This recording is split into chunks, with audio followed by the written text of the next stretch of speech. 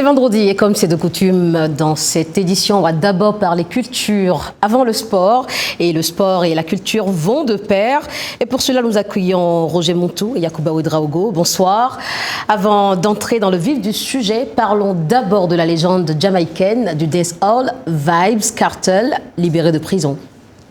Bonjour Alex. Mais bien sûr, quel plaisir de partager ce beau cadre, comme vous le dites, avec Yacouba Ouedraogo. Sport et art ne ment pas, dit-on. C'est l'une des plus grandes nouvelles dans le monde du dancehall.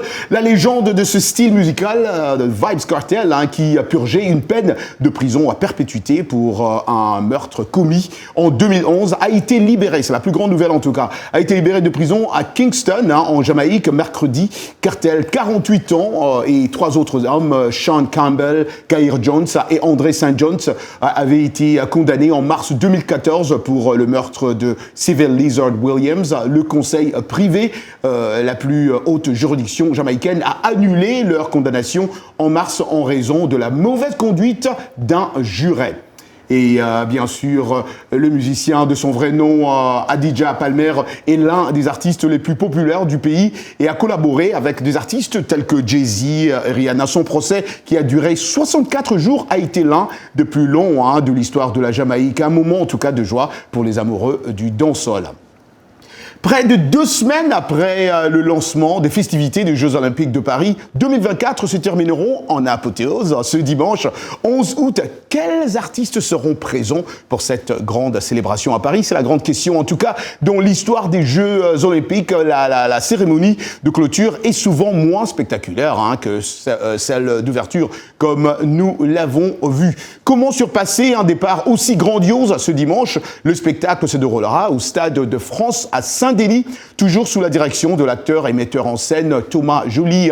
La cérémonie débutera aux alentours de 21 à 21h et se terminera vers 23h. Bien que l'événement suive un format plus traditionnel et respectera bien sûr les codes d'une cérémonie officielle, il sera vraisemblablement moins spectaculaire que la cérémonie d'ouverture du 26 juillet où Céline Dion, Aya Nakamura, Barbara Bush, Lady Gaga et Juliette Armand avaient enchanté le public. Vous vous rappellerez bien sûr. Pour la clôture des Jeux Olympiques de Paris 2024, l'attente est grande pour connaître les stars qui animeront la soirée. Parmi les invités notables, l'acteur Tom Cruise est attendu pour une transmission historique des Jeux entre la France et les États-Unis, célèbre pour ses cascades dans la série Mission Impossible. Il préparerait un numéro spectaculaire pour annoncer les prochains Jeux Olympiques qui se tiendront bien sûr chez lui, ici aux États-Unis. En ce qui concerne la musique, les groupes ou Phoenix se produiront au Stade de France, rendant hommage à la French Touch, ce courant musical électrique français renommé à l'international. Les détails sur les artistes supplémentaires restent encore vagues, mais de rumeurs évoquent la possibilité, présence de superstars tels que Beyoncé, Ariana Grande ou Taylor Swift. Cependant, rien n'est confirmé à ce jour. Ce qui est sûr, en tout cas, nous apprenons que Billie Eilish, Snoopy Doggy Dogg, c'est Snoop Dogg bien sûr, et les Red Hot Chili Peppers se produiront également lors de la cérémonie de clôture. Ce trio, symbolisant le lien entre la France et Los Angeles, préparera un show mêlant performance en direct et pré-enregistré aux États-Unis. Ça va chauffer dimanche, Yacouba, comme on le voit, ça va vraiment chauffer. Bien évidemment, ça va chauffer. Je me demande comment tu fais pour prononcer tous ces noms un peu difficiles d'artistes et autres. Comme moi, c'est difficile pour moi-même déjà, Yacouba. Mais c'est pas plus difficile que ce qu'on est en train de vivre dans ces Jeux Olympiques. On voit, ils viennent de partout. Et Roger, je le constate, tu avais déjà clôturé ces Jeux Olympiques là même avant dimanche. Là. Bien, c'est vrai. Écoutez, en attendant cette cérémonie de clôture, les compétitions se poursuivent avec des espoirs de médailles, bien sûr, pour les derniers Africains entrés en lice. Et je le signale, bien sûr, Roger, Chebet a remporté le 10 000 mètres femmes juste avant que je ne descende ici en studio. Wow, congratulations. Tout à fait, Yacouba. C'est bon, en tout cas. Enfin, c'est pas bon. C'est pas comme on attendait. En tout cas, on espérait beaucoup. C'était difficile pour le Burkinabé Hugues Fabrice Zango. Le champion du monde en titre et recordman de la discipline en salle et dans une position hors médaille, 5e place. L'épreuve est dominée par l'Espagnol Jordan Alejandro Diaz et le champion olympique portugais en titre Pedro Pablo Ricardo Ronaldo. Pour rappel, Zango avait décroché la médaille de bronze lors des Jeux Olympiques de Tokyo en 2021, la première médaille olympique de son pays, Yacouba. Et il faut dire ici que les Burkinabés, l'Afrique en général, s'attendaient beaucoup plus à ce qu'ils fassent encore un peu. Bien évidemment, on a vu ce direct à la télévision nationale pour suivre spécialement cette épreuve du triple saut, espérant que Zongo décroche une médaille. Ce n'est pas le cas. Par contre, en taekwondo, de nombreux combattants africains dans la discipline donc, étaient en liste. Et c'est passé, on le dira, de peu pour Faisal Sawadogo, qui s'est qualifié pour les quarts de finale, mais qui malheureusement a été battu en quart. Ce n'est pas aussi passé pour le Malien Ismaël Koulibaly, qui s'est incliné face au Kazakh Batirkan Toulegalou chez les moins de 80 kg. Victoire du Tunisien donc Firas Katoussi face au Danois Edik Hernik. Et puis bien chez les dames, l'Ivoirienne Ruth Bagui, médaille de bronze à Tokyo, a perdu devant la Hongroise Viviana Marton chez les moins de 67 kg, mais dispute le combat de repêchage. On va lui souhaiter bonne chance. Défaite par contre pour la Nigériane Elisabeth Olishi Anyanacho face à la Chinoise Chansong Jie dans la même catégorie. Eh bien, toujours ce soir, en tout cas en basketball féminin, Team USA a assuré. Les basketteuses américaines se sont qualifiées pour leur 8e finale olympique de suite en écrasant l'Australie 85-64 en demi-finale. Les septuples championnes olympiques en titre seront opposées dimanche en finale à la France. Aïe aïe aïe, ou la Belgique qui s'affronte présentement d'ailleurs dans la seconde demi-finale. En football masculin, l'Espagne a enlevé l'or devant la France et son public au Parc des Princes. 5-3 les Espagnols après prolongation. Autre athlète attendu ce soir, Iman Khalifa. L'ambiance promet d'être brillante, en tout cas on doit le dire, à Roland-Garros dans 1 heure pour la finale de boxe féminine. 66 kg avec l'Algérienne, soutenue à chaque combat par des milliers de fans, Yacouba. Bien évidemment, Roger, la boxeuse de 25 ans s'est retrouvée malgré elle au centre d'une polémique mondiale sur son genre qui lui a valu des attaques violentes, il faut le reconnaître, mais aussi le soutien inconditionnel de l'Algérie. Elle affronte en finale ce soir la chinoise Yang Liu. Ses nombreux fans se disent confiants. Regardez. 1, 2, 3, vive l'Algérie! Wouh! Allez Imen, allez l'Algérie.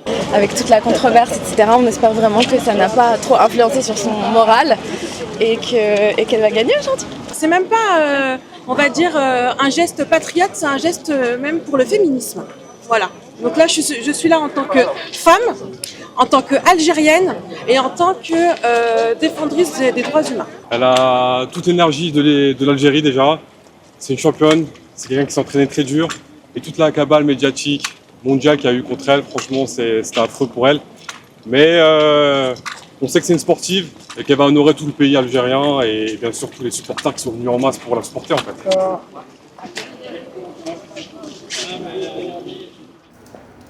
Ah ouais.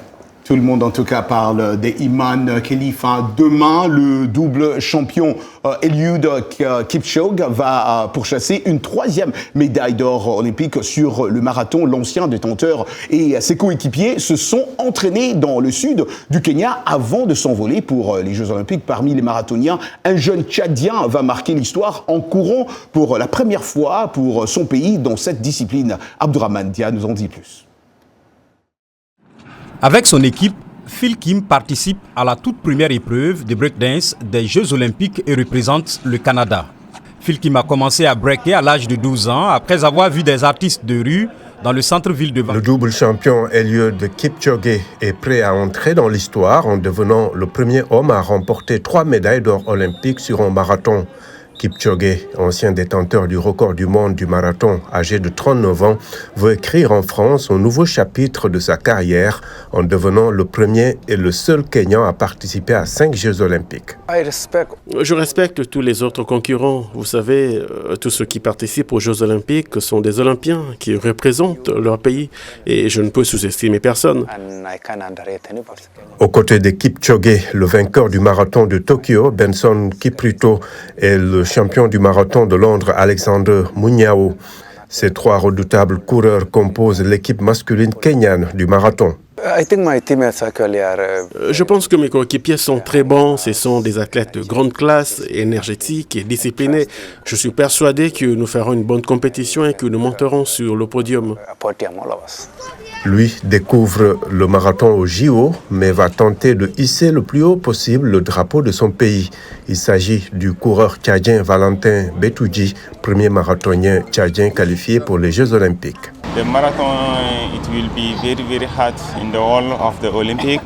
Le marathon sera très difficile dans tous les Jeux Olympiques.